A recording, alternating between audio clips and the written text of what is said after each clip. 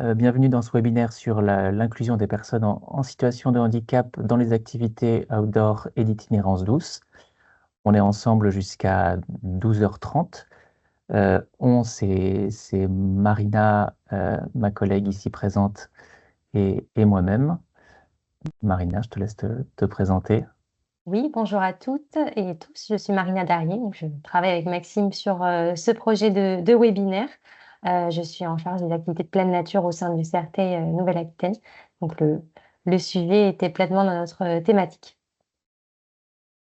Et donc Maxime Thibaudot, au CRT, en charge du tourisme social et solidaire, dont les questions de handicap font bien sûr partie.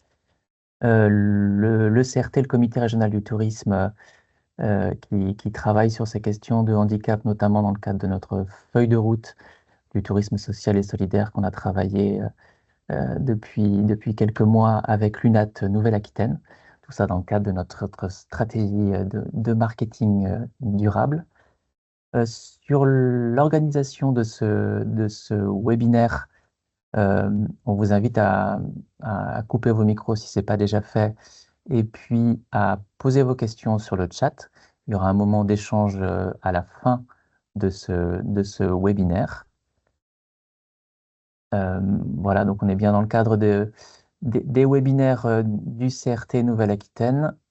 C'est des rendez-vous ouverts à tous les professionnels du tourisme durant le courant de cette année 2025.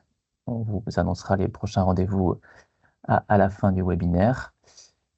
Et pour rentrer dans le vif du sujet, on va vous présenter un peu le déroulé de cette heure et demie ensemble.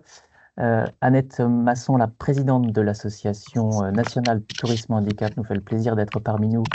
Elle nous fera l'introduction, notamment avec l'angle de la présentation du label Tourisme et Handicap qu'elle a créé, que son association a créé il y a quelques années, et bien sûr orienté sur les activités de plein air, puisque c'est ce qui nous intéresse ce matin. On continuera avec Samantha Bertrand. Pardon, il y a une interférence, il y a quelqu'un qui n'a pas coupé son micro.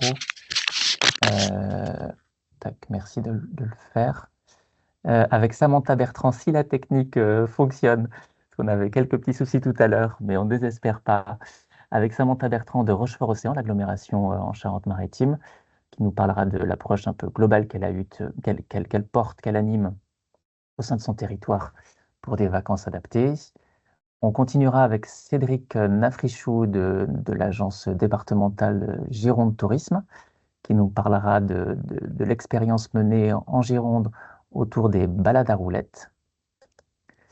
On continuera avec Gilles Desperoux du Parc naturel régional de Millevaches en Limousin, qui a piloté un travail dans le cadre de l'association des parcs du Massif central, des parcs naturels régionaux du Massif central, et puis plus spécifiquement de l'expérimentation d'un séjour qu'ils ont porté en itinérance nautique.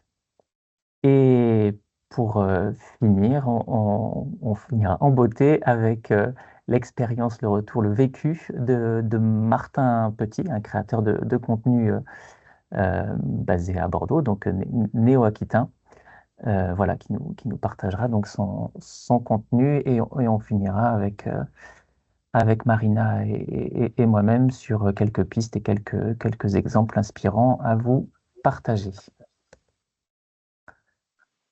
Donc, Annette, je vous laisse la parole. Merci encore, Annette, d'être avec nous ce matin. Bonjour à tout le monde. Je ne peux pas voir la présentation, mais j'ai quelqu'un qui, normalement, du CRT va vous la mettre en place, puisqu'a priori, il y a un problème technique, peut-être de mon côté.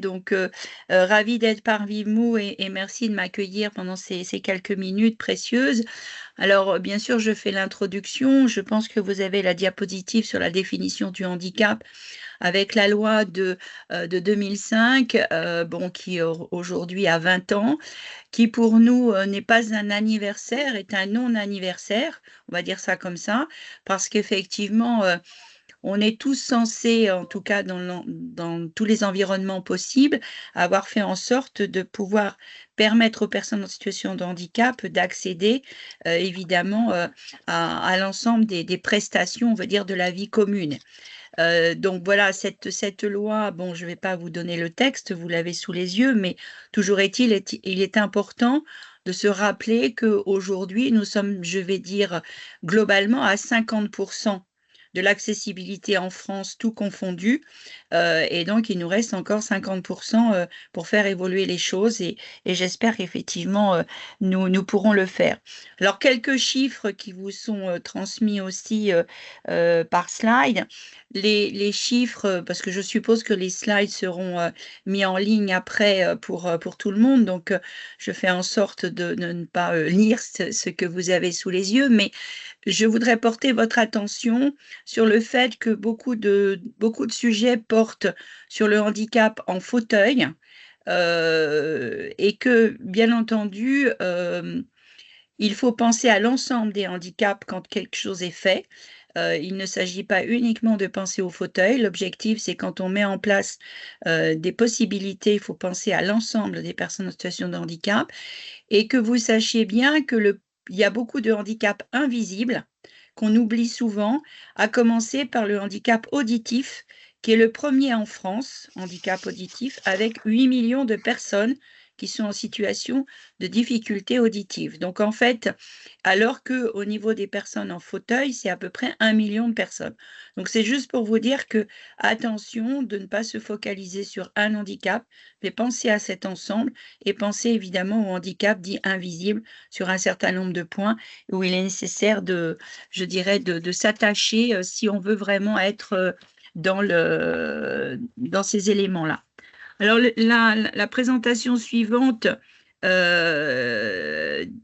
indique les obstacles qui peuvent être, enfin, je veux dire, ils sont très différents évidemment d'un handicap à un autre. Donc là, il y en a quelques-uns qui ont été cités. Mais je me dirais que le premier obstacle, indépendamment évidemment de l'aménagement qui peut être fait pour l'ensemble des personnes en situation de handicap, c'est l'information. Ce que nous pouvons constater, c'est que parfois il est fait des choses extraordinaires, très bonnes, mais le public n'est pas informé. Donc ça signifie que tous les aménagements et les éléments qui ont pu être mis en place doivent impérativement être communiqués, et avant tout sur les sites Internet, puisque la grande majorité des personnes en situation de handicap, quel que soit leur handicap, y compris le handicap visuel, vont aller voir sur les sites Internet des uns ou des autres les éléments qui sont mis en place pour aller rendre visite, sinon elles ne se déplacent pas. Bien sûr, je me permettrai aussi de rappeler qu'il y a des règles en concernant les sites Internet pour le public, avec une directive européenne qui va sortir le 28 juin prochain, et qui signifie qu'avant 2030, l'ensemble des sites qui s'adressent au public, au grand public, devront être conformes évidemment à ce qu'on appelle, nous, RGAA, mais aussi conformes au niveau européen. Donc c'est un point important, et j'oserais dire aussi qu'en ce qui concerne l'information, il faut savoir donner des informations négatives. C'est de l'information fiable, c'est-à-dire de dire effectivement, il y a tel et tel point qui sont mis en place et qui correspondent évidemment à une accessibilité, mais tel ou tel point qui ne peuvent pas être mis en place pour X raisons, ou qui ne sont pas mis aujourd'hui en place, mais au moins ça permet à la personne en situation de handicap de décider elle-même si elle peut y aller ou pas. Parce que quelquefois, pour certains points, ça ne sera pas important pour elle, parce que, vous savez, c'est tellement variable au sein même d'une même famille de handicap que c'est difficile d'appréhender tout. Donc, de ce point de vue-là, il est excessivement important de porter une information de connaissance, et avant tout, évidemment, par les sites web ou les applications diverses et variées qui peuvent exister. Alors, je suis là aussi pour, je dirais, vous parler du label Tourisme et Handicap. Le label, aujourd'hui, nous sommes presque à 4000 sites labellisés en France, dont 1 millier de plus sont en instance de travail. Dans ces 4000, on verra un slide après, on a des régions plus performantes. Ce qui est important pour nous de vous dire, c'est que Nous sommes évidemment co-gestionnaires avec Atout France, puisque le label a été transféré il y aura plus d'1 an de la Direction générale des entreprises d'un point de vue, on va dire, technique et pratique chez Atout France. Mais ce qui concerne évidemment la promotion auprès des professionnels, l'implication pour aider les professionnels est du ressort de l'association Tourisme Handicap en coopération avec ADN Tourisme, puisque je pense qu'il y a un certain nombre de personnes qui assistent aujourd'hui, qui sont membres d'ADN Tourisme pour différentes raisons. Donc, nous travaillons ensemble dans cet aspect-là pour mobiliser tous les professionnels du tourisme d'une manière très variable, qui vont de l'hébergement, évidemment, à de la restauration, à des lieux de visite, mais également à des lieux de promenade, puisque aujourd'hui, vous allez parler de lieux de promenade, et je reviendrai dessus en conclusion, mais ça signifie qu'évidemment, à la fois, ça s'adresse aux personnes en situation de handicap sur votre territoire, qui veulent avoir le droit au loisir, entre guillemets, de proximité, mais aussi évidemment aux personnes qui viendraient visiteurs de l'extérieur, je vais dire ça comme ça, mais qui ont besoin non seulement de se promener, ça c'est sûr, mais aussi de pouvoir se loger, se restaurer sur différentes typologies, évidemment, d'hébergement. Donc, on est obligé de travailler sur un tout, et aussi ce que nous essayons maintenant de travailler parallèlement, et on y reviendra dans quelques mois, sur une application avec des parcours. Suggérer des parcours aux personnes en situation de handicap pour évidemment les rassurer sur ce qu'elles peuvent faire sur ce sujet. Donc, la répartition par catégorie que vous devez avoir, je vais dire qu'il y a à peu près 50% qui sont des hébergements, mais sachez que dans ces hébergements, 80% d'entre eux sont des meublés de tourisme ou des chambres d'hôtes. Ça veut dire que ce sont des prestataires qui n'ont pas d'obligation légale de se rendre accessibles, qui sont des petits propriétaires, et petit n'est pas péjoratif dans mon esprit, hein, qui se rendent accessibles à l'ensemble des personnes en situation de handicap, mais qui, alors que tout ce qui est l'hôtellerie, on va dire, ERP, établissement recevant du public, qui depuis 2005 devrait se rendre accessible, malheureusement, c'est très compliqué. Ils n'ont pas fait beaucoup d'efforts ces dernières années et aujourd'hui commencent à faire des efforts, mais c'est un petit peu dommage. Parce que ça ne veut pas dire qu'ils ont forcément des chambres adaptées qui soient réellement adaptées. Donc là, je voudrais remercier évidemment tous ces propriétaires de meublés et de chambres d'hôtes, et il y en a beaucoup dans votre région, qui permettent ainsi l'accueil en termes d'hébergement des personnes en situation de handicap et qui vont nous permettre évidemment de proposer des parcours. La dernière slide concerne la répartition. Alors, je n'ai malheureusement pas de carte, on va dire, à jour de la part d'Atout France, mais toujours est-il que vous représentez, vous, région Aquitaine, toujours la première région en nombre total, on va dire, nombre total de lieux labellisés, et presque 50% de ces lieux labellisés dans votre région Nouvelle-Aquitaine sont de Charente Tourisme. Alors, j'ai vu les noms passer tout à l'heure et je voudrais remercier les collaborateurs de Charente Tourisme qui sont ici parce que ils font un travail extraordinaire. Parce que quand on dit évidemment première région, ça ne veut pas dire que tous les départements travaillent de la même manière. Donc, il y a des départements, malheureusement, qui sont, on va dire, un peu en retard sur ce sujet et j'espère qu'effectivement, on va pouvoir les bousculer. Une autre information actuelle que je peux vous donner par rapport à ce que nous faisons depuis plus de presque 2 ans avec Atout France, c'est que nous sommes arrivés à 72% de lieux qui sont labellisés pour les 4 familles de handicap. Notre objectif, évidemment, c'est dans la mesure du possible que les prestataires touristiques puissent accueillir l'ensemble des personnes en situation de handicap et pas simplement une partie. Et comme nous l'avons déjà annoncé depuis quelque temps, et ça sera mis en place, bon, on va dire peut-être dans 1 an ou 2, il ne sera plus possible d'accéder au label pour simplement 2 handicaps. Il faudra au minimum 3 types de handicap, puisqu'évidemment, on fait référence à la loi avec des critères réglementaires et des critères de confort d'usage, et la loi parle bien de l'accueil de l'ensemble des personnes handicapées. Mais nous nous rendons bien compte pour différentes raisons qu'être accessible pour les 4 familles de handicap peut être complexe dans certains lieux. Mais quand on veut, je vais oser dire on peut, puisque je vais vous citer un exemple. Souvent, quand on me parle de lieux historiques que l'on ne peut pas rendre accessibles, nous venons très récemment de labelliser l'Arc de Triomphe à Paris. Et nous sommes sur d'autres lieux emblématiques, anciens, et qui, évidemment, ça a pris du temps, il a fallu trouver les moyens, mais ils se rendent accessibles à l'ensemble des personnes en situation de handicap. Alors, je vais terminer pour vous dire que sur notre site internet de tourisme et handicap, vous avez des magazines avec des bonnes pratiques.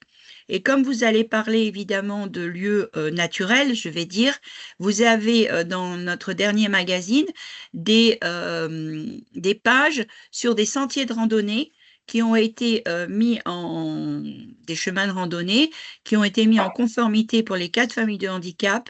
Il y en a 6 en région de Fontainebleau, mais il n'y a pas que cette région, hein, il peut y en avoir d'autres. Mais si nous mettons ces articles de bonne pratique, c'est pour donner des idées aux uns et aux autres sur ce domaine. Et nous allons donner des trophées prochainement au Salon autonomique à Paris.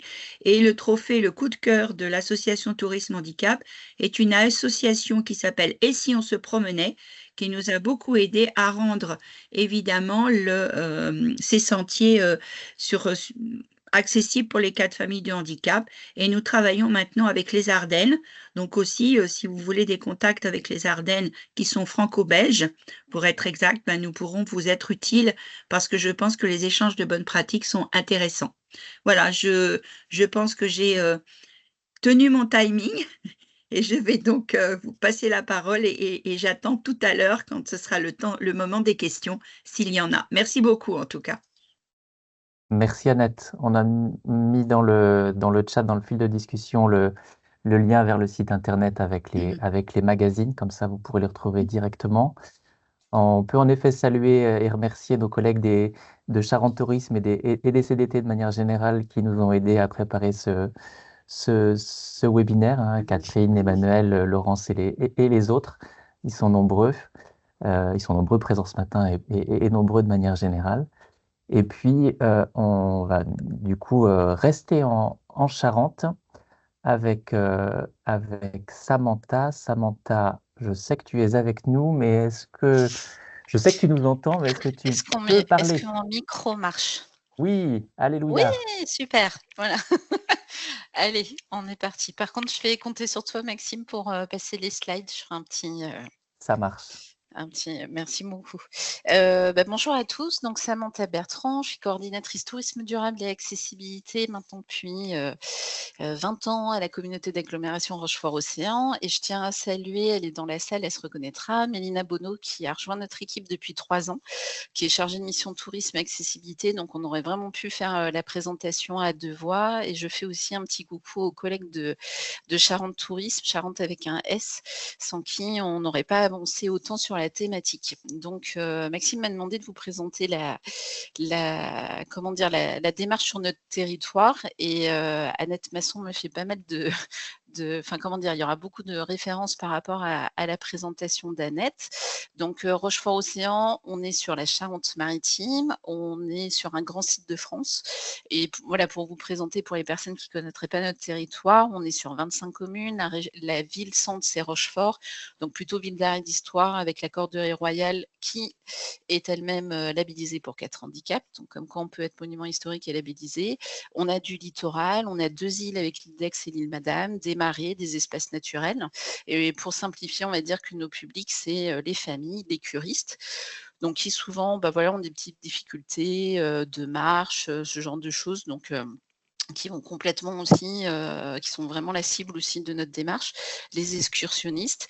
Et donc la réponse, comment proposer une destination de vacances et de loisirs accessible. Donc je vais vous présenter la démarche. Vas-y Maxime. Et puis ensuite, on va faire un zoom plus précisément sur les activités, certaines activités de nature et puis sur la communication. Parce que comme le disait Annette, si on ne communique pas, forcément, on ne peut pas se targuer d'avoir ensuite les clientèles qui viennent à nous. Donc, les quatre étapes que je vais vous présenter, ça a été d'abord l'inventaire, la sensibilisation et la formation, l'accompagnement et surtout vers le label Tourisme Handicap et la communication. Maxime. Merci.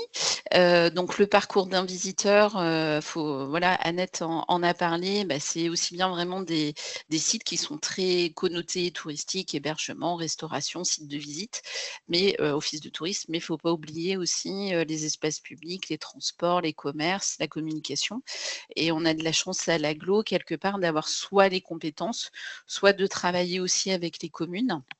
Donc, ce qu'on va faire pour les habitants va, enrichir la démarche pour les visiteurs et inversement. L'étape numéro 2, la sensibilisation et la formation. Ça fait une dizaine d'années qu'on propose des ateliers, soit des ateliers, des formations par famille de handicap, donc soit on les fait en interne avec Mélina, soit on prend aussi des prestataires qui proposent des formats originaux, soit on propose aussi des ateliers pour des métiers spécifiques. Mélina, par exemple, était avec un atelier avec les chauffeurs de bus, la semaine dernière. On peut faire les services techniques, les agents d'accueil et on essaye aussi de proposer différents formats, donc que ça soit des mises en situation, le repas à l'aveugle, comme le disait Annette, il n'y a pas que des personnes en fauteuil roulant, donc là, par exemple, c'était avec l'association Valentin Huy, ça peut être du handisport, donc les chauffeurs de bus et puis après, chercher d'autres types de formats, donc par exemple les casques virtuels, pour les handicaps invisibles, ça peut être une escape game et cette année, par exemple, on a fait appel aussi à des comédiens. Donc on a à peu près 1500 professionnels qui sont venus lors des ateliers et ensuite, donc là, on va rentrer dans le cœur du sujet, c'est d'accompagner, créer, proposer de nouvelles offres. Donc on a ce socle hébergement, restaurant, site de visite, office de tourisme, qu'on a accompagné et depuis quelques années maintenant, entre guillemets, j'allais dire, on déborde aussi sur des offres plus culturelles, théâtre, festival, la médiathèque, du tourisme d'affaires, espace de coworking, palais des congrès et la cible qui nous intéresse aujourd'hui, des choses un peu plus tournées de l'extérieur et de la nature. Donc on va en parler juste après. Je remercie Annette pour les chiffres parce que donc on a 58 prestataires, labellisés tourisme handicap. Donc on représente 5 de la région Nouvelle-Aquitaine et 1,5 de l'offre nationale. Donc juste pour faire, voilà un zoom, peut-être un peu plus important sur les offres, extérieures, donc on a pas mal de plages, donc qui sont plutôt en gestion communale. Donc on a accompagné par exemple la plage de Fouras, et là on est en train d'accompagner une plage sur Port des Barques. Donc typiquement voilà, on a commencé par ce type d'équipement qui, nous semblait le plus naturel par rapport au parcours visiteur. Ensuite, on a une opportunité, à l'époque ça s'appelait TINA, c'était un appel à projet sur l'innovation de la région. Donc avec les collègues des financements, on a accompagné, un catamaran. Donc c'est un peu une première parce qu'en fait le catamaran que vous voyez à droite, a vraiment été construit en local avec des plans accessibles prévus dès le début. Donc on n'est pas sur une mise en accessibilité d'un navire existant, mais ça a été vraiment la volonté, du couple d'entrepreneurs de vraiment faire un bateau, accessible. Donc il y a une forte demande parce que voilà, les navires accessibles où vraiment on va pouvoir, être en autonomie, sont peu nombreux, on va dire et ils sont allés sur le label, sur 4 handicaps. Donc là, on remercie la région pour, l'accompagnement. Le Carlet, pour ceux qui connaissent, donc vous allez retrouver plutôt à gauche de la diapo. Donc là, c'est une association, qui s'est dit: «Tiens, on va faire un carnet pédagogique» et l'idée, c'est de le rendre accessible directement. Donc pareil, là, on est vraiment sur des projets, on va dire, qui ont été pris à la naissance du projet, avec des financements européens, régionaux, voire, communautaires. Donc on est vraiment là en termes, d'accompagnement et on voit qu'aujourd'hui, ça fonctionne, ça trouve, son public et le premier exemple que je vous ai mis avec un ponton de pêche, donc là, on est sur un équipement qui existe de la ville de Rochefort, ponton de pêche, sentier, de randonnée et en fait, c'est, comment dire? Là, l'équipement existait et comme, disait Annette Masson, en fait, il y avait pas la communication qui allait avec. Donc on est passé par la labellisation, on a fait un parcours confort, sur cet équipement-là et quelque part, on fait connaître un équipement qui était plutôt confidentiel et réservé, aux aficionados de la pêche, aux gens qui connaissaient ce coin. Donc voilà, donc des exemples assez variés avec, la plage par exemple qui a qui a fait quelques équipements. Le Carlet et le catamaran, on est vraiment sur des choses créées dès le début pour être accessibles, et le ponton de pêche qui était accessible, mais en fait qui n'était pas connu. On travaille aussi sur les réserves naturelles, donc par exemple la réserve de Moise, en tant que site de visite, en tant que sentier. Donc voilà, après ça questionne aussi en termes de gestion des sentiers, tout ça. Donc c'est pas parce qu'une fois qu'on est labellisé que tout va bien, c'est vraiment aussi des choses au long cours.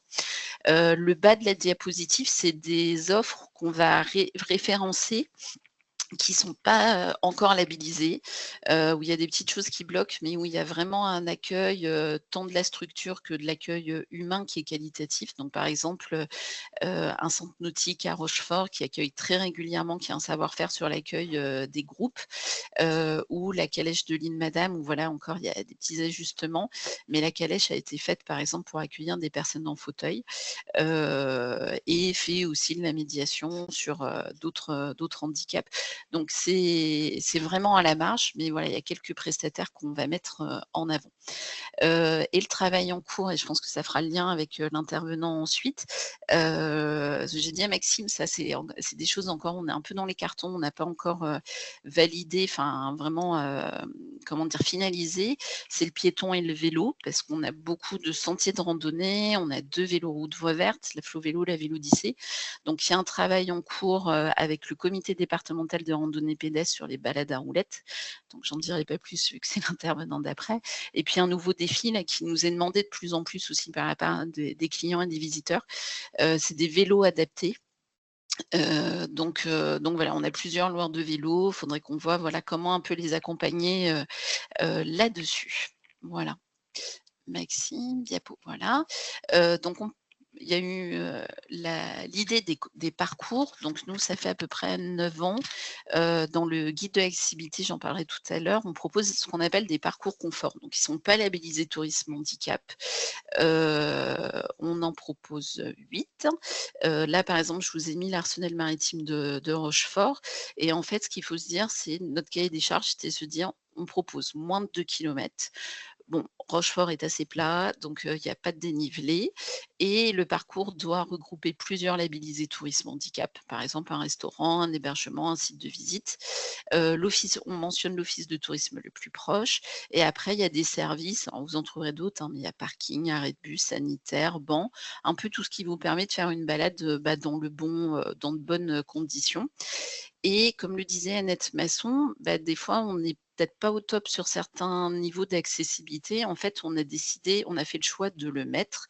Donc, vous verrez la partie cheminement. Donc, il y a du cheminement qui est en vert, où il n'y a pas de souci, en jaune, en orange, en rouge. Il y a des endroits où voilà, on a des zones pavées, où avec du dénivelé, on ne pourra pas faire autrement. Donc, on va proposer un parcours, entre guillemets, un peu bis. Mais en tout cas, on va noter aussi les difficultés éventuelles. On sait que c'est pas parfait, mais ça peut permettre, voilà, à une personne de se dire, pendant mon séjour, je vais me promener là, je vais me promener au pont transborder, je vais me promener sur le littoral, et de proposer un parcours. Juste sur les parcours, on se fait accompagner à peu près tous les 2-3 ans par un bureau d'études extérieures pour pas que ce soit juste nous du déclaratif, et ils refont les parcours, ils refont le terrain, et ils nous rementionnent voilà, ce qui va pas, les ajustements. C'est un peu une garantie aussi pour nous. Voilà. Maxime? Et donc ma dernière partie, c'est sur la communication. Donc comme le disait la représentante du label tourisme handicap, en fait, des fois, c'est dommage, on fait des choses, mais on ne le communique pas.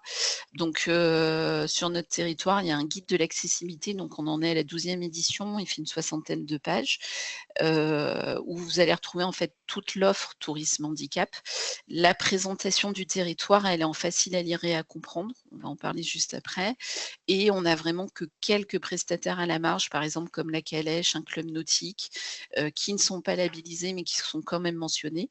Mais par contre, par exemple, un hôtel qui dirait oui, je suis accessible, on ne le mettra pas dans le guide. On mettra dans le guide vraiment que les prestataires qui ne sont pas allés jusqu'au label.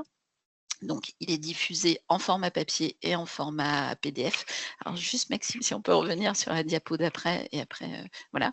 Et juste sur le FALC, donc il n'y a pas que le handicap moteur, sur le handicap intellectuel, mais aussi sur les personnes étrangères, les enfants, les personnes qui ont du mal à lire. On travaille sur le facile à lire et à comprendre depuis à peu près 6 ans. On a des éditions faciles à lire et à comprendre. On va avoir bientôt un carnet de l'arsenal que Mélina est en train de terminer. Donc le FALC, ça permet aussi vraiment de changer le regard et on a vraiment quelque chose de très bienveillant aussi de la part des élus, des autres techniciens et beaucoup de brochures de plus en plus sont traduites, on va dire, en FALC. Diapo suivant. Sur la communication, l'importance aussi, je vais passer rapidement, mais voilà, c'est de se dire un reportage photo, là vous voyez, reportage photo en intérieur, en extérieur, c'est bien de mettre en situation, de montrer, de ne pas utiliser que les bases de données de photos sur internet, de savoir aussi vers qui on communique, mes lignes d'association, de personnes ressources. Une communication classique ne va pas forcément suffire. Et puis l'adaptation aussi de vos supports. On peut passer à la slide d'après. Nous, on pratique aussi, enfin, on organise plutôt, pardon, la semaine de l'accessibilité chaque année, fin mars, ce qui permet de sensibiliser les partenaires, d'avoir une communication sur le territoire autour de cet événement. En parallèle, on organise une journée handisport, alors ça doit faire la 4e, 5e édition, donc avec le comité handisport, même plus, avec le comité handisport. Donc on a 150 enfants qui participent et qui, via le sport, la rencontre avec des athlètes, comprennent un petit peu mieux aussi le handicap, peuvent poser des questions. On participe aux Journées nationales, pardon, et pas au mois, aux Journées nationales tourisme handicap. Donc là, c'est la 3e participation. Alors, nos sites de visite faisaient déjà des choses pendant la semaine de l'accessibilité, mais là, on trouve que c'est mieux de le faire pendant tout le mois. Ça peut profiter plus aux habitants, aux visiteurs. Donc, que ça soit des visites en langue des signes, des visites adaptées sur le handicap intellectuel, des lieux comme le Carlet qui s'ouvre, par exemple, pour un groupe de l'APF. Donc c'est très varié et c'est des événements que les sites proposent gratuitement, donc c'est un engagement aussi de leur part. Le duodé, en termes de ressources humaines, c'est très intéressant. Et puis les 20 ans de la loi handicap, on a décidé de faire une communication locale avec des visuels au niveau local. Merci Emmanuel pour le lien pour le guide. Donc là, par exemple, c'est le premier visuel et Mélina travaille sur un visuel plus culture et un autre plus, on va dire, sensibilisation sur l'année. C'est de montrer aussi les engagements du territoire. Je pense que c'est terminé, Samantha. Maxime. Oui, voilà. merci, le temps est passé. Merci beaucoup pour cette présentation avec l'expérience de Rochefort-Océan. Je passe la parole à la Gironde.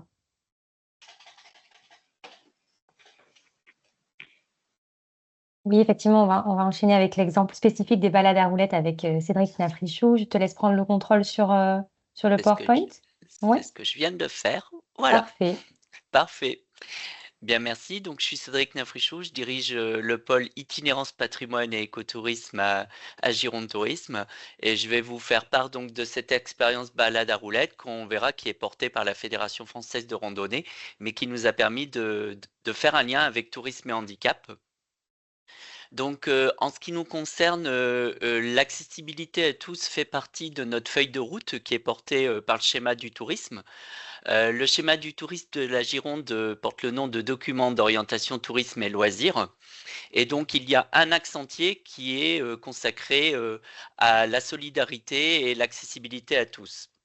Donc en fait, vraiment pour toutes nos actions, comme c'est transversal, nous devons nous poser la question de l'accessibilité à tous, quelle que soit la forme de l'accessibilité. On a 3 grands axes. Un qui est historique, le label tourisme et handicap et les actions qui sont menées avec les prestataires du territoire. J'en profite pour faire un clin d'œil à ma collègue Elisabeth Vuillet, alors qui n'est pas parmi nous parce qu'elle est partie à la retraite à la fin décembre, mais c'est elle qui a mené ce dossier pendant de très nombreuses années et plusieurs d'entre vous la connaissez. On a tout un travail aux côtés des services du département qui eux-mêmes travaillent sur une offre 100% inclusive Et puis, on a un travail sur un volet social et solidaire avec tout un axe vis-à-vis des familles et des jeunes et tout ce qui peut être l'empêchement financier, par exemple, d'accès aux vacances. Donc ça, c'est vraiment les grandes orientations qui nous permettent les objectifs que l'on doit atteindre de manière transverse. Au sein de Gironde Tourisme, on est 2 pôles qui travaillons sur la thématique que je vais vous présenter. Mon pôle qui s'occupe principalement de l'itinérance vélo-rando, de la valorisation du patrimoine par des parcours ludiques que vous connaissez bien, tels que Terra Aventura, mais je vous parlerai aussi d'un produit Piste de Robin qui existe en concomitant. Et nous avons un partenariat avec la Fédération française de randonnée pédestre. Et bien entendu, nous travaillons avec le pôle qualité tourisme responsable qui lui développe, je l'ai dit, le label Tourisme et Handicap et accompagne les prestataires, mais également met en place tout un travail auprès des travailleurs sociaux du département et les personnes en situation de handicap en organisant par exemple des éductours. On le verra, je vous en parlerai un petit peu plus tard. Et donc nous-mêmes, je le disais, nous avons une convention avec la Fédération française de randonnée pédestre depuis 2018 et c'est ce qui nous a conduit à travailler et à s'intéresser à ce programme Balade à roulettes qui fait partie maintenant inhérente des objectifs et on va le voir, eh bien, on a essayé de se demander comment on pouvait passer de parcours identifiés à une labellisation tourisme handicap.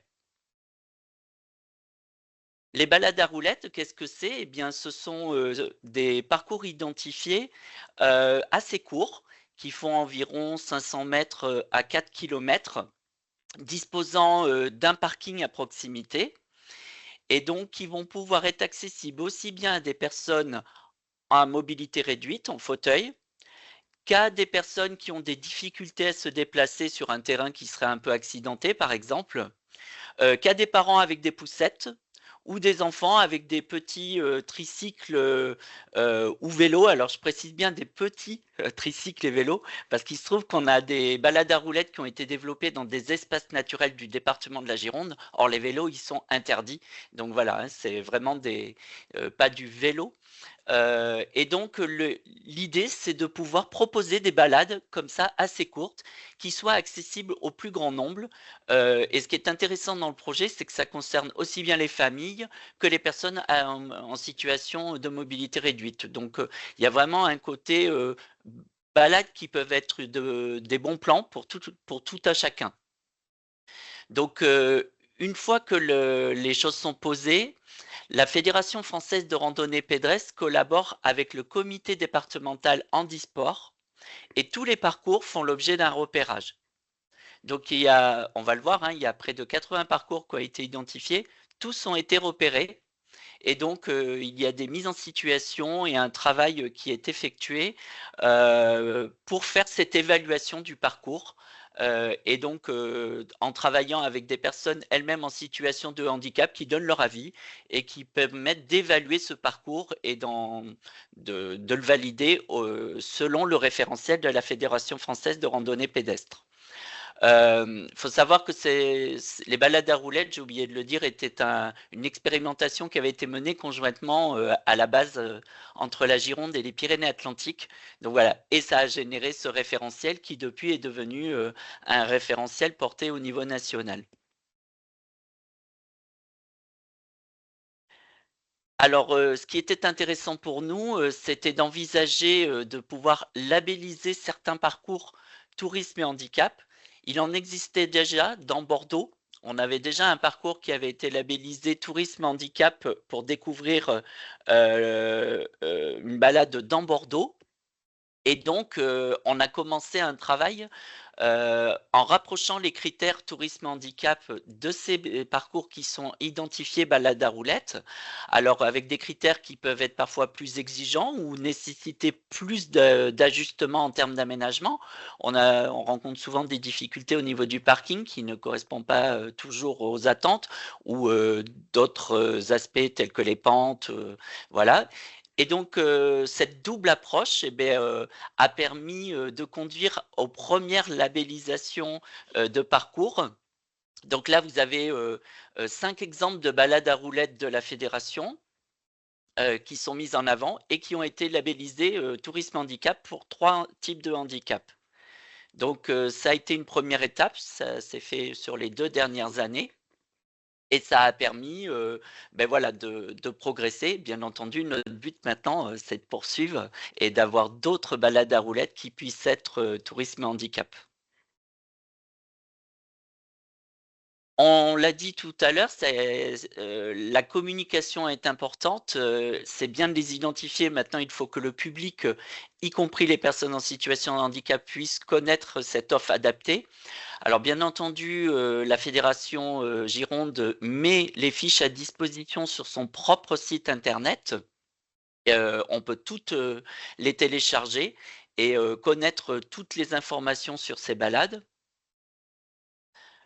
Vous devez connaître l'application Marando développée par la Fédération française de randonnée. Bien entendu, les mêmes parcours, on va les retrouver sur l'application. Ils sont bien identifiés en tant que balade à roulettes.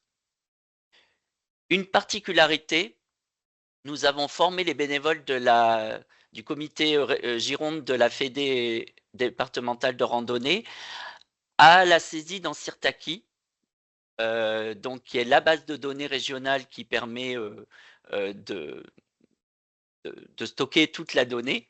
Et donc, directement, les bénévoles sont formés à inclure les balades à roulettes dans la base de données Sirtaki. Ce qui est un avantage pour nous d'avoir une rubrique dédiée sur notre site internet où là aussi on va retrouver l'ensemble des balades à roulettes auprès du grand public, soit en rentrant par l'entrée handicap, soit en rentrant par l'entrée randonnée et découverte de la Gironde. Comme nous avons des accords, comme beaucoup d'entre vous, avec des boîtes privées telles que Circuit et Outdoor Active, on va retrouver ces balades à roulettes sur ces sites et la diffusion va en être assurée de manière plus large grâce à ces collaborations. Donc, ça vient bien de la base de données Sirtaki et ça remonte sur ces sites partenaires qui mettent à disposition les balades à roulettes auprès du public. Ça a été dit sur l'exemple, également de Rochefort, on a un guide, de l'offre accessible qui est également disponible sur notre site internet avec une rubrique bien sûr dédiée aux balades à roulettes et plus particulièrement celles qui ont déjà été labellisées tourisme et handicap. Mon collègue David, au sein de mon pôle, anime une rubrique, vidéo avec le département de la Gironde, qui s'appelle En vadrouille, où on met en avant des balades en Gironde et à plusieurs reprises, nous avons mis en avant, les balades à roulettes qui ont été notamment labellisées tourisme handicap, et donc c'est une occasion avec une mise en situation de faire connaître ces balades. Ça passe sur les réseaux sociaux et le QR code est intégré dans le magazine du département de la Gironde. Nous-mêmes, nous sommes présents sur diverses opérations pour faire connaître à la fois des salons grand public, tels que le Salon du randonneur de Lyon, où on va mettre l'offre en avant, que des salons spécialisés, tels que, Cap Handicap Nouvelle-Aquitaine ou bien, le département lui-même organise, des événements, en lien avec, notamment les associations liées au handicap et on présente là aussi l'offre balade à roulettes accessible. Je l'ai dit, nous organisons également et ça l'exemple a été montré aussi, précédemment, des éductours pour faire connaître l'offre auprès des associations et donc là, vous avez l'exemple, d'Andernos où, on organise une journée de découverte de ces parcours labellisés, ce qui a l'avantage aussi d'enrichir notre base de données photos à l'occasion et ce qui nous permet de mettre en avant, plus de mise en situation de ces balades. Je tiens aussi, ça a été dit, dès l'introduction, il y a l'accès, aux fauteuils, mais il y a tout un travail fait par la Fédération française de randonnée pour intégrer d'autres types de handicap, tels que le handicap mental et de nombreux clubs en Gironde organisent maintenant des événements avec des randonnées, qui sont mixtes, avec des personnes en situation de handicap mental, et des personnes, des clubs de randonnée. Il y en a de plus en plus. Je voulais également faire un focus sur les autres filières qui sont animées au sein de mon pôle, où là aussi on a fait un travail au niveau de l'accessibilité à tous. Sur la filière vélo, déjà nous avons plusieurs prestataires en Gironde, loueurs de vélos qui sont labellisés Tourisme Handicap et qui proposent des vélos adaptés à la location. Et nous avons nous-mêmes mené une opération à la fois de solidaire et de sensibilisation, où pendant une année, que ce soit sur Bordeaux Fête le Vin ou le Tour de France, là vous avez l'exemple du Tour de France, on a invité le public à pédaler, notamment ici avec un vélo handicap, au profit de la récolte d'argent pour une association qui s'appelle À Vélo Sans Âge. À Vélo Sans Âge emmène les personnes en situation de handicap comme ça, avec un bénévole. C'est des personnes qui ne pourraient pas se déplacer à vélo. Et donc, nous avons contribué, après notre année de collecte d'argent et de sensibilisation, à récolter 3 000 € pour l'achat d'un nouveau vélo pour une de ces associations en Gironde, une des antennes. Donc, ça permet aussi d'avoir une autre forme d'accessibilité. Et enfin, pour revenir sur ce que je vous présentais, nous avons créé depuis de très nombreuses années des parcours ludiques pour les enfants qui s'appellent les pistes de Robin. Donc c'est assez simple hein, parce que c'est l'ancêtre de Terra Aventura avec des parcours, des petits livrets avec des énigmes qui permettent aux familles de découvrir le patrimoine. Et donc on avait à cœur de là aussi travailler sur l'accessibilité. Donc on travaille alors actuellement à des versions en FALC avec les offices de tourisme. Ça a été dit, l'exemple a été donné, mais maintenant on aimerait aussi rendre accessibles certains de ces parcours et les labelliser Tourisme Handicap. Donc ça, c'est vraiment l'objectif de l'année. Et donc c'est une autre mode une autre accès à des parcours là ludiques et une autre accessibilité.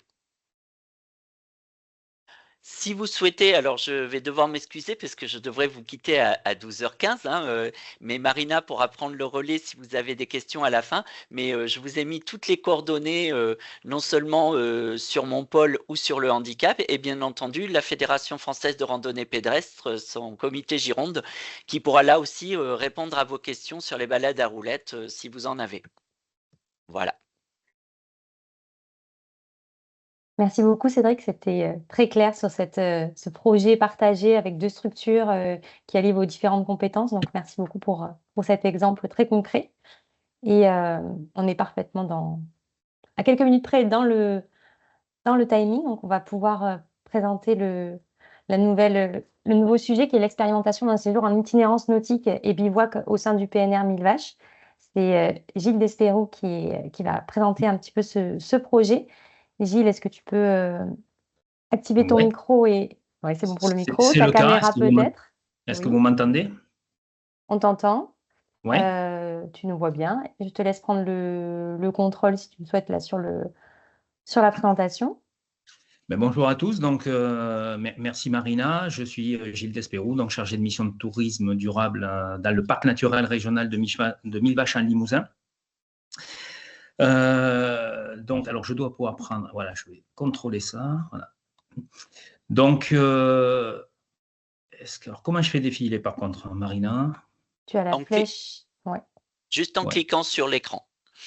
Juste en cliquant sur l'écran? Exact. Alors, avant qu'on lance une petite vidéo de présentation de ce que je vais détailler par la suite, donc vous expliquer dans quel contexte donc, cette expérimentation s'est déroulée. Hein. Donc, le parc naturel régional de Mille Vaches fait partie de l'association IPAMAC, qui rassemble les 12 parcs du Massif central, 11 PNR et le parc national des Cévennes. Et depuis plus de 20 ans maintenant, donc les parcs ensemble travaillent sur des expérimentations et un certain nombre de thématiques autour de la biodiversité, de l'attractivité des territoires, de leur habitabilité et du tourisme durable et de l'itinérance. Donc, on a beaucoup d'actions qui contribuent à valoriser les grandes itinérances du Massif central et à innover, expérimenter sur les GR, les GRP, les compostelles, la grande traversée Massif central, en VTT par exemple, en intégrant des thématiques particulières, dont le handicap. Voilà, donc donc, en fait, l'idée, c'est d'expérimenter et à travers les expérimentations, donc d'aboutir à des livrables qu'on capitalise à l'échelle du réseau, au sein d'IPAMAC, mais même au-delà, hein, puisque un certain nombre de documents là, que j'ai transmis donc, à Marina et au CRT seront disponibles pour, évidemment, l'intégralité des territoires de la Nouvelle-Aquitaine et même au-delà.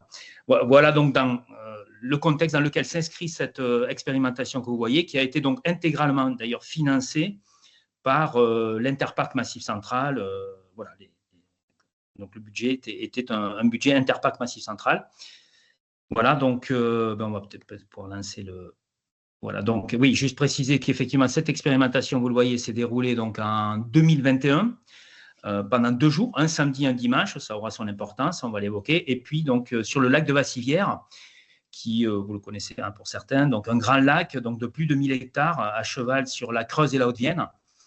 Un lac donc EDF, hein, donc, avec la nécessité de conventionner, on le verra par la suite, et qui est un lac aussi classé Natura 2000 avec un certain nombre d'enjeux. Voilà donc comment et à quelle date s'est déroulée l'expérimentation que vous allez voir.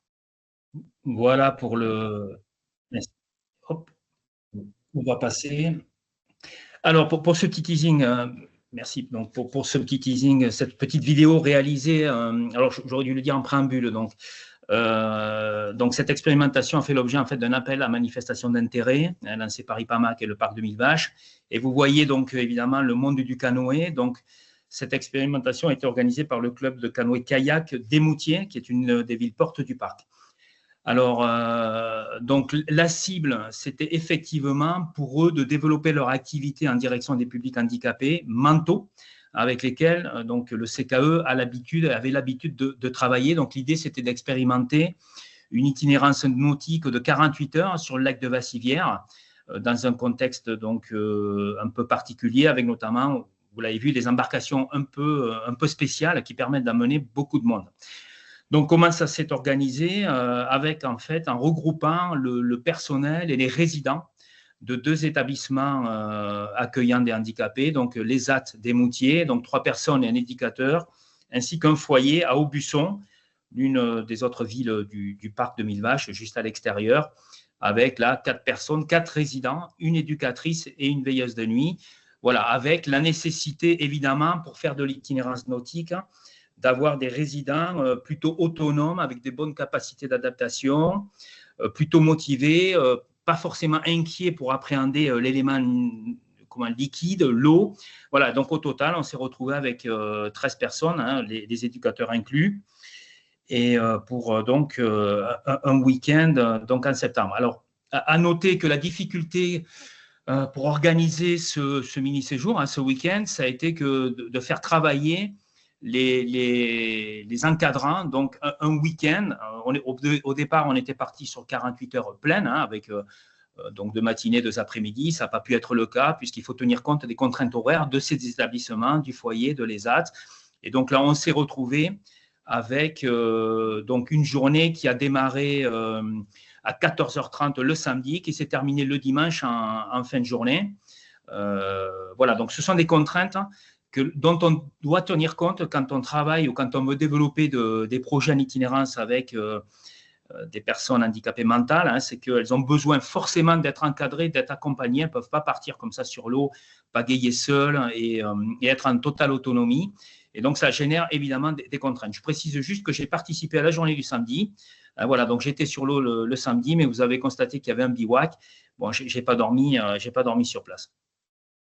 Alors, donc, l'idée dans le cadre de cette expérimentation, c'était vraiment de bâtir un vrai programme, hein, un vrai séjour, hein, comme pour des valides, voilà, une vraie proposition commerciale, une véritable offre.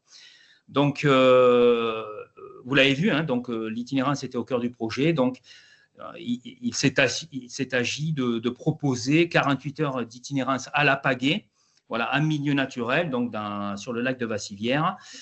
Voilà, c'était le cœur de l'activité. Et pour la plupart des résidents, ils n'avaient jamais donc pagayé. Donc, en quoi a consisté en fait un peu le séjour? Là, vous voyez une photo du démarrage le samedi. Hein, donc, il a fallu évidemment, avec l'association qui a été mandatée, on le verra par la suite, puisque outre le CKE, on a fait appel donc à une structure que certains d'entre vous connaissent sûrement, donc, qui s'appelle Itinéraire partagé, qui est une association qui est basée dans les Landes et qui est animée notamment par Sébastien Carlier, qui est en fait salarié du parc des Landes de Gascogne. Voilà, donc le projet, c'était le Club Kayak des Moutiers et avec Sébastien Carlier, Itinéraire partagé, notamment spécialiste du bivouac sans trace, puisque l'idée, on est dans un parc, on a été assez exigeant sur la façon, vous allez le voir, de camper, de bivouaquer. Donc, la logique, c'était de se déplacer en canoë, en kayak, et puis de faire évidemment une expérimentation de bivouac sans trace. Donc là, on voit le démarrage le samedi, en fin de matinée, en début d'après-midi, sur les bonnes pratiques à adopter, la technique du canoë, comment on se déplace sur un lac. Voilà, donc ça a démarré par cet atelier-là. Ensuite, le petit plus, donc vous voyez une photo qui est assez sympa. Donc, moi, j'avais découvert d'ailleurs dans les Landes de Gascogne, à l'occasion des rencontres itinérance nature, ce qu'on appelle un canobus. Ce sont des engins intéressants qui permettent d'amener 9 personnes. Voilà, donc là, pour cette expérimentation, il y avait un canobus et 2 petits canoës plus classiques.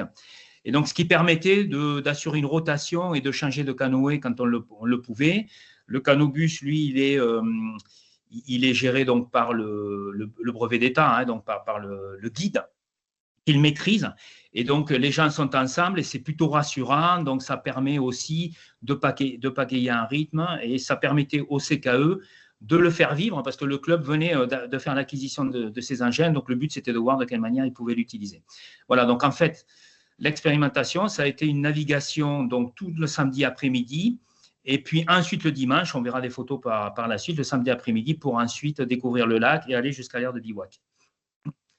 Voilà, donc le cœur aussi de cette expérimentation, de ce petit week-end, c'était ce qu'on a appelé le bivouac sans trace, avec une nuit donc passée à 13 personnes sur une île, l'île de Vauvey, près de la presqu'île de Chassagna, au cœur du lac de Bassivière. L'objectif, c'était de faire vivre une petite aventure, un petit peu originale, dans un cadre un peu naturel d'exception pour ces résidents. Voilà, de les sortir aussi de leur cadre de confort et de voir avec eux comment ils peuvent vivre ça et ce qu'ils pouvaient en retirer. Et donc, on les voit là qui ont posé le pied sur l'île de Bassivière avec beaucoup de matériel, vous le voyez. Donc, du tipi, beaucoup de tentes particulières et donc des éléments notamment pour apprendre à bivouaquer vraiment sans laisser de traces et sans impacter l'environnement naturel, voilà, mais toujours dans un cadre réconfortant et sécure, évidemment. Donc, la petite île que vous voyez, elle est d'ailleurs reliée, c'est plutôt une presqu'île et donc c'était assez confortable en cas de difficulté ou autre, donc de se retrouver sur la terre ferme.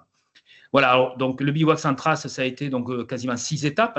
Donc, vous voyez une photo assez sympa. Vous voyez notamment une tente suspendue entre des arbres dans laquelle un certain nombre de résidents ont dormi, de tipis. Voilà, donc un petit côté quand même très trappeur pour cette expérience pour eux. Donc, ça a commencé par le conditionnement de tout le matériel pour monter tout ça dans les canobus et les canadias. L'installation du campement après avoir navigué pendant à peu près 1h30 ou 2 heures sur le lac, une sensibilisation sur les techniques donc de bivouac sans trace, comment on fait du feu sans laisser des traces dans l'environnement. Ensuite, on va prélever du bois, comment on le fait. La question de la vaisselle, des déchets, des eaux grises. Donc, tout ça a été abordé par Sébastien Carlier d'Itinéraire partagé. C'était quand même très, très important. La question des toilettes aussi. Voilà, donc c'est un aspect évidemment non négligeable. Qu'est-ce qu'on fait et comment, quand on est en groupe, on gère la question des toilettes, évidemment, les astuces donc, pour se débrouiller dans le milieu. Le tour de l'île pour aller chercher du bois. Et puis le début de la soirée, évidemment, c'était donc la mission bois. Ensuite, la question qui est importante aussi en itinérance, vous le savez, c'est la cuisine, le repas, la vaisselle, tout ça, ça prend du temps. Voilà, donc tout ça a été évidemment mis en place. Et puis la fin de soirée, il y a eu une observation, notamment des étoiles. Le parc naturel de Mille Vaches est labellisé Réserve internationale de ciel étoilé. Donc il y a eu une approche et une observation en soirée, donc le samedi en fin de journée, avant d'aller se coucher. Voilà quelques petites photos du feu et du repas pris autour du feu et voilà du petit tour de l'île pour aller chercher du bois avec les résidents. Voilà, et donc la dernière partie de cette découverte et de cette itinérance, ça a été la découverte du lac de Bassivière en 2 temps. Le samedi, à travers donc un label, les Sentiers Nautiques. Sentiers Nautiques, c'est un label qui est porté et animé par la Fédération française de canoë-kayak et sur lequel travaillait le Club Kayak des Moutiers. Ce sont des sentiers thématiques. Et en fait, donc, le samedi, pour le déplacement en canoë dans l'après-midi, on a expérimenté le sentier nautique d'hiver, le sentier vert, qui a été conçu par le CKE, d'ailleurs avec l'appui du parc sur le contenu, qui permet une médiation autour du patrimoine du lac et de son histoire et de sa faune. Et donc, juste pour être plus concret, les sentiers nautiques, c'est la possibilité de partir en autonomie dans un canoë avec un petit guide plastifié qui vous permet de relier des points qui sont sur les berges d'un lac ou d'une rivière. Et voilà, donc on a aussi expérimenter cette offre du CKE avec les résidents. Voilà, donc là, c'était le sentier nautique le samedi. Et puis, le dimanche, une approche culturelle et patrimoniale de l'île donc de Vassivière, puisqu'au cœur du lac de Vassivière, il y a l'île de Vassivière avec son centre international d'art et du paysage. Et donc, vous voyez là, sur la photo du haut, une embarcation s'approcher de l'île. Donc, c'était une médiation culturelle par Florent du club de kayak, qui connaît bien, puisque le club kayak des Moutiers monte l'été.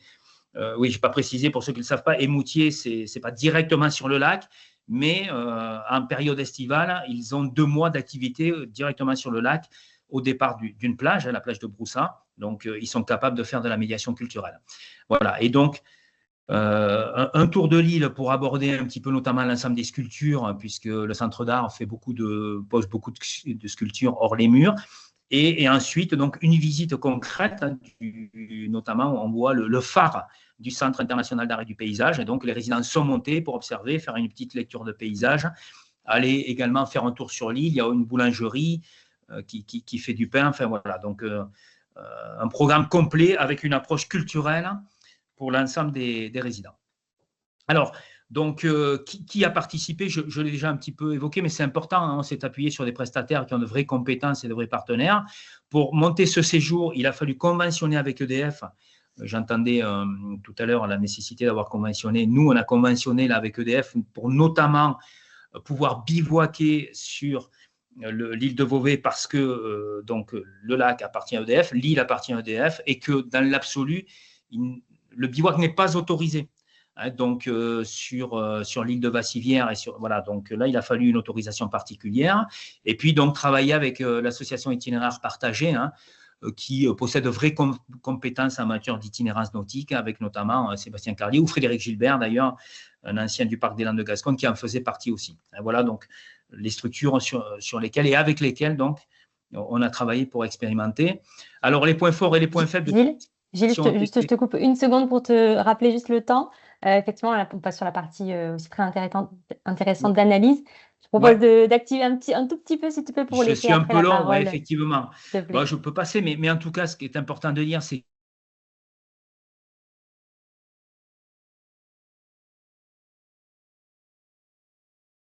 qu'il a été, c'était important, ce type de séjour avec des résidents,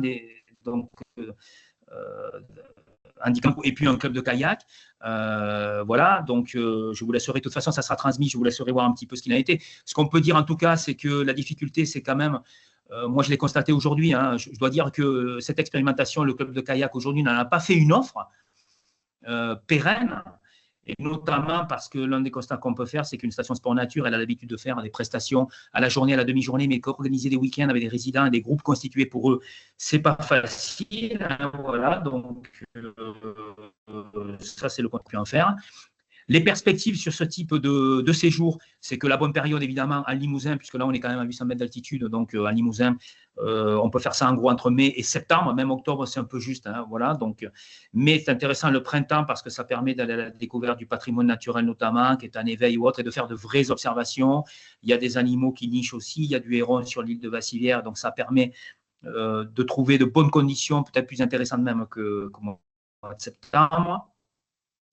Voilà, donc toutes les cibles potentielles sont nombreuses en fait, puisque là on a travaillé avec un ESAT, un foyer, mais dans le domaine du médico-social, il y a des perspectives réelles dans de nombreux domaines, avec même des personnes qui ont eu des soucis de santé et qui peuvent donc utiliser ce type de séjour pour reprendre confiance en elles et se réathlétiser notamment. Les canobus servent à ça, notamment dans le parc des Landes de Gascogne. Donc voilà, les perspectives sont nombreuses, hein, même si on a travaillé, nous, avec le handicap mental.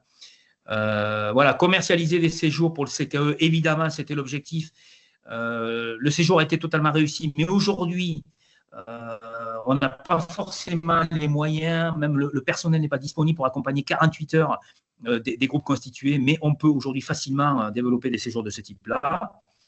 Voilà, pour le parc aussi. Donc, nous, on encourage, avec d'autres stations sport nature qui tournent autour du kayak, on encourage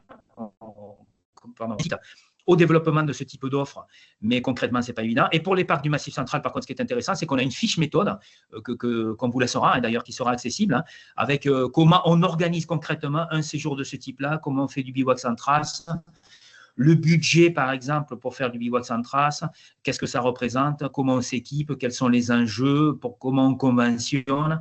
Voilà, on a une boîte à outils qui est aujourd'hui disponible pour tous pour organiser ce type de week-end avec des résidents et des foyers de ce type-là.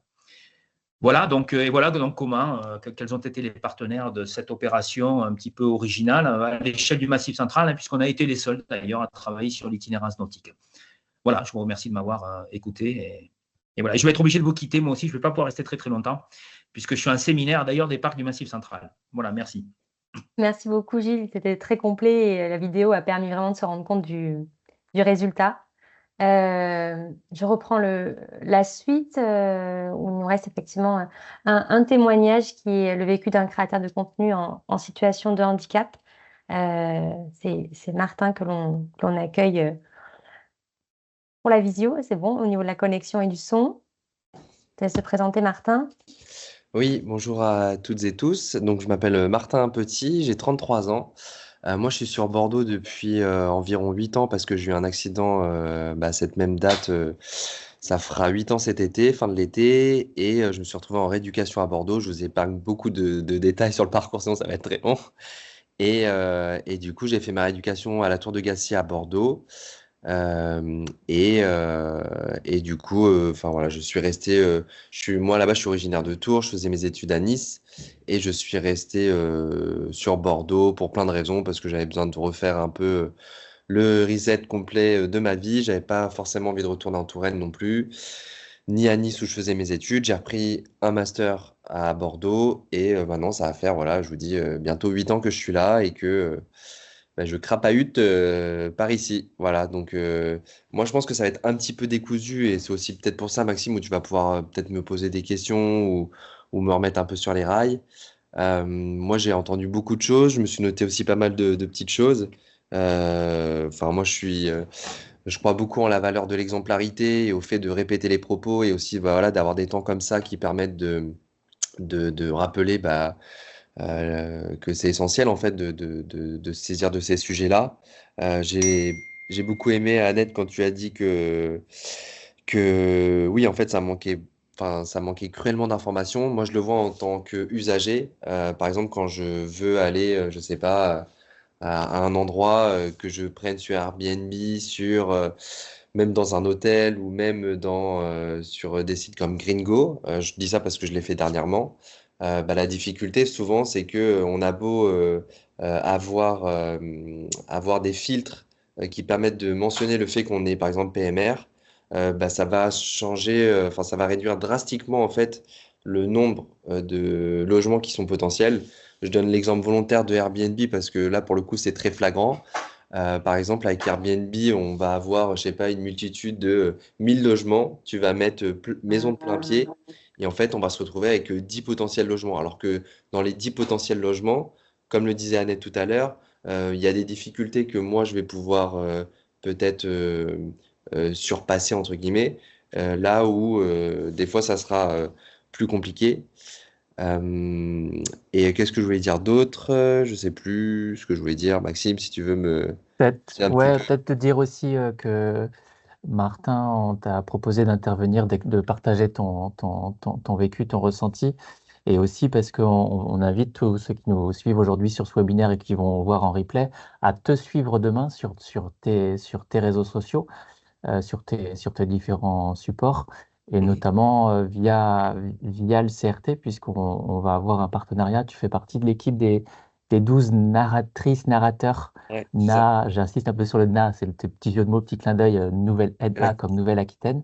Donc, c'est 12 personnes comme toi qui sont des habitants de la région, qui sont présents sur les réseaux sociaux et qui vont, au fil de l'année, ça a déjà un peu commencé ces dernières semaines, partager leur expérience, leurs déplacements, pour certains en train, pour d'autres en vélo, etc., avec différentes thématiques.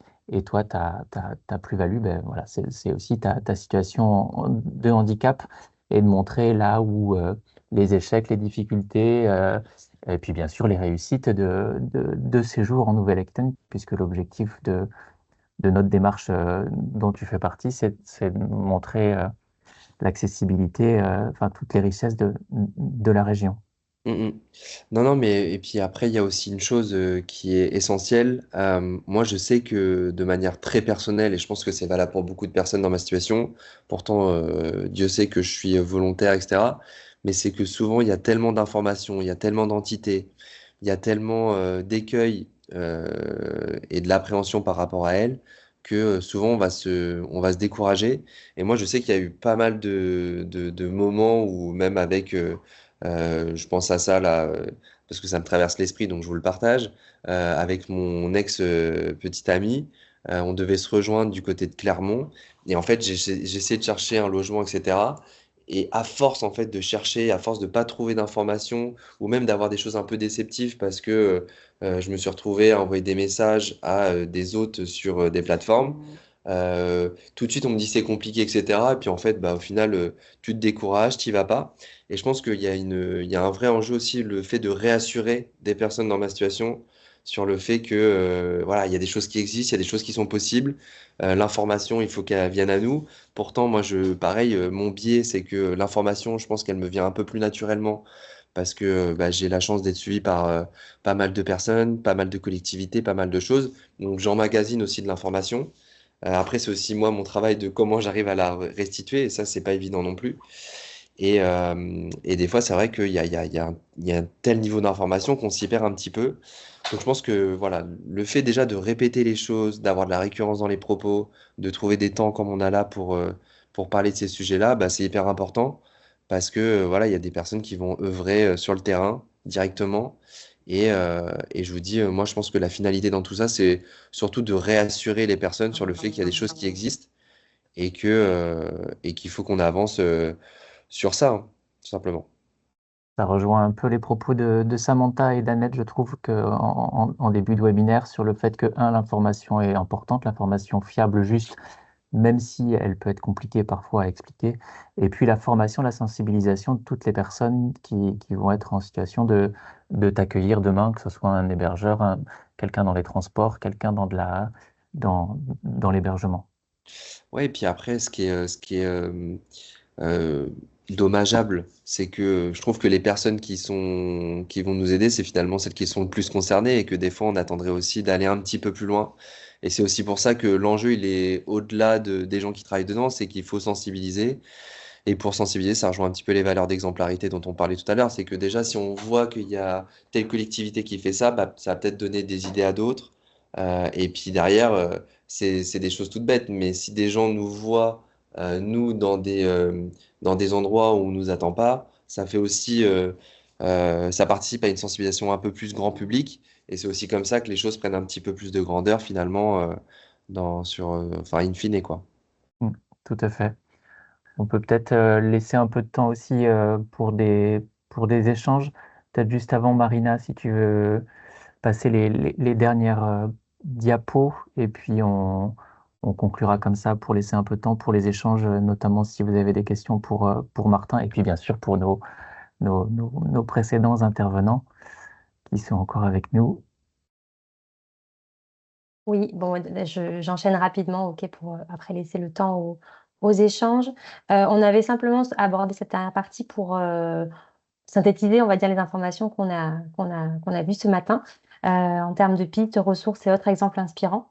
Vous l'aurez entendu sur les pistes pour déployer une démarche tourisme et handicap. Peut-être en premier lieu se rapprocher de son référent tourisme et handicap au sein de son ADT, CDT. pouvoir mettre en place une méthodologie lisible avec des objectifs clairs pour pouvoir aller vers la labellisation tourisme et handicap. Et pourquoi pas utiliser l'outil d'autodiagnostic qui est disponible en ligne et aller aussi, pourquoi pas, vers une labellisation destination pour tous. Martin l'a précisé aussi, proposer de la sensibilisation à différents niveaux. Et là, on parle plutôt en interne au sein des équipes, des structures, pour adopter une culture commune autour des besoins et des attentes de ces personnes-là. Et aussi, un autre point intéressant, c'est de prendre contact et s'entourer avec des associations et structures locales qui accueillent ce type de public ou qui travaillent avec ce type de public et les inclure en fait dans les projets que votre structure pourrait porter, euh, inclure vraiment leur voix pour orienter les projets pour vos destinations. Et après, en termes d'autres exemples inspirants qu'on n'a pas pu présenter aujourd'hui, mais vous aurez le détail. Mais voilà, c'était présenté au sein de PNR, notamment des initiatives sur des diagnostics de praticabilité d'itinéraire. Gilles en a parlé, par exemple, sur la GTMC, donc la Grande Traversée du Massif Central, pouvoir avoir des tests de parcours pour les rendre accessibles. On a également un exemple en Champagne avec le PNR Forêt d'Orient qui a été lauréat des Trophées de l'accessibilité 2024 avec un sentier de randonnée pédestre qui a été rendu accessible aux personnes pour les 4 types de handicap. Donc ça, c'est vraiment un projet complet qui prouve la possibilité d'adapter les espaces de pleine nature à ce type de public. Sur le volet pro, on a un exemple de formation à destination des pros du tourisme. Donc, comment les sensibiliser aux besoins de ces personnes en situation de handicap et proposer des animations adaptées en termes de médiation, tout ce qu'il faut prévoir en fait pour leur proposer une offre adaptée. Trois autres exemples. Un parcours santé en Dordogne qui est une nouveauté. Je sais qu'il y avait quelqu'un de Dordogne qui devait être là aussi, peut-être en écoute, mais peut-être qu'elle pourra commenter. Un parcours santé rendu accessible avec des marquages spéciaux, des panneaux indicatifs qui sont adaptés, traduits en braille. Donc des initiatives très complètes sur des itinéraires assez courts, 450 mètres, 850 mètres, pour que ça reste réaliste par rapport à la cible. Une autre initiative à La Rochelle, donc on reste sur le territoire charentais avec un bateau qui porte les couleurs de l'inclusion, c'est l'Estrella Lab, qui donc est pensé pour naviguer au large, au grand large, et qui a été tout repensé pour pouvoir accueillir des personnes en situation de handicap. Et donc propose des sorties à la journée, mais aussi des croisières avec des activités, et les personnes voilà, sont associées à la navigation.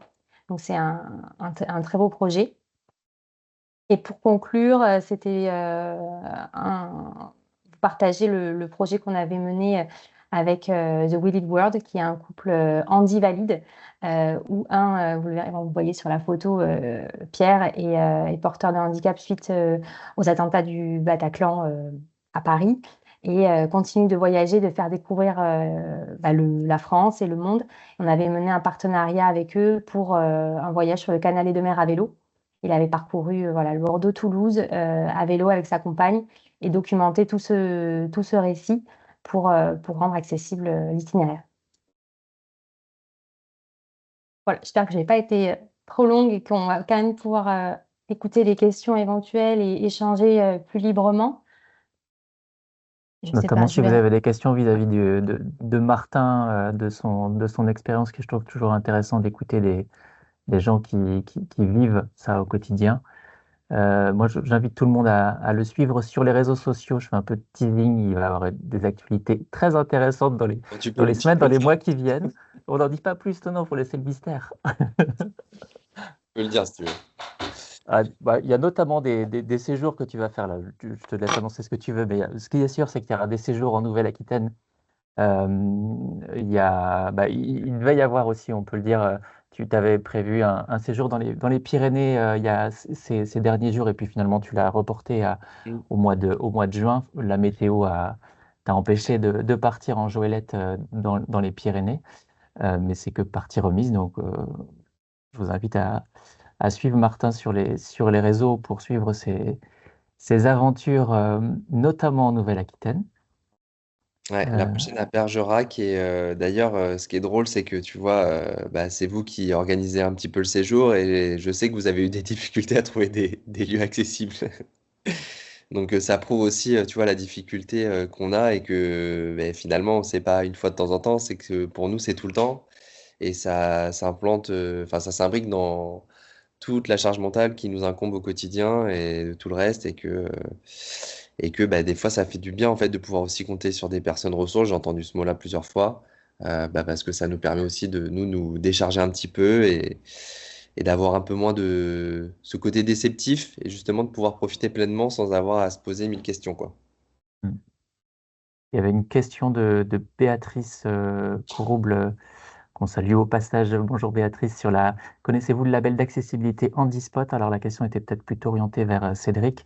Je crois que Cédric nous a quittés il y a quelques minutes, est parti. Mais voilà, c'était une autre démarche aussi dans le monde du handisport. C'est vrai qu'il y a aussi pas mal de choses. Les Jeux paralympiques de l'année dernière ont été l'occasion de mettre les projecteurs sur les pratiques du handisport. Voilà, il faut faire en sorte que ces projecteurs ne s'éteignent pas, qu'on les fasse vivre. Voilà, et s'il n'y a pas d'autres questions ou d'interventions complémentaires des intervenants, ben, je vous propose qu'on arrête là et on vous invite à répondre au petit questionnaire de satisfaction en ligne. Sandrine vient de le partager à l'instant.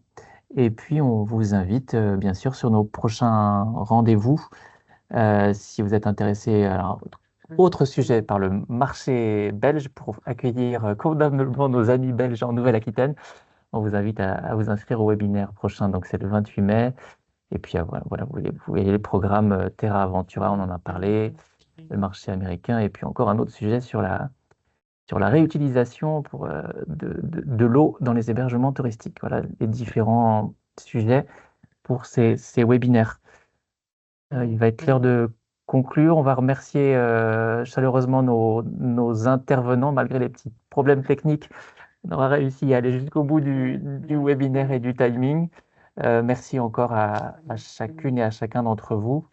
Merci aussi à ceux qui nous avaient préparé, je pense aux ADT, Lot-et-Garonne, Charente et autres, à préparer ce webinaire. Même s'ils n'étaient pas à l'écran, on les remercie aussi. Encore une fois, n'hésitez pas à répondre au questionnaire. Et puis, on vous dit très belle journée à tous et à toutes. À Merci. bientôt. Au revoir. Merci. Merci. Bonne journée.